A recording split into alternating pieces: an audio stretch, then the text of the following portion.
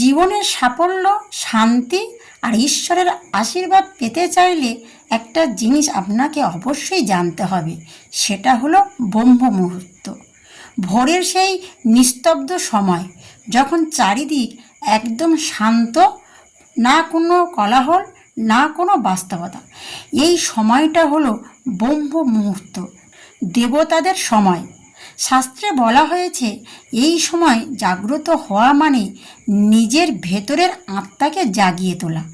এই সময় মন থাকে একদম পরিষ্কার, চিন্তা থাকে স্বচ্ছ, এবং এই সময়ে করা প্রত্যেকটি কাজ, হোক তা জপ, ধ্যান বা অধ্যায়, অনেক গুণ বেশি ফল দেয়। অনেক ঋষিমুনি, সাধু সন্তরা কেন ভোরে উঠে ধ্যান করতেন জানেন?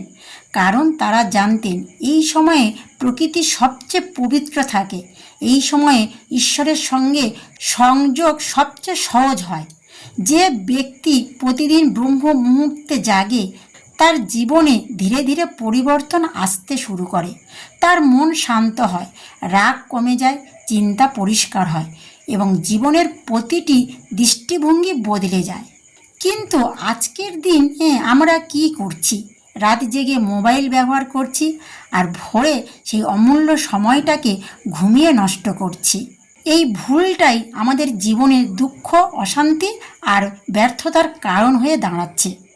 বন্ধু, যদি তুমি সত্যিই নিজের জীবন বদলাতে চাও, তাহলে কাল থেকে একটা ছোট্ট সিদ্ধান্ত নাও।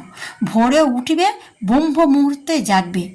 প্রথম হয়তো একটু কষ্ট হবে, কিন্তু ধীরে ধীরে এই অভ্যাসই তোমার জীবনের সবচেয়ে বড় শক্তি হয়ে উঠবে।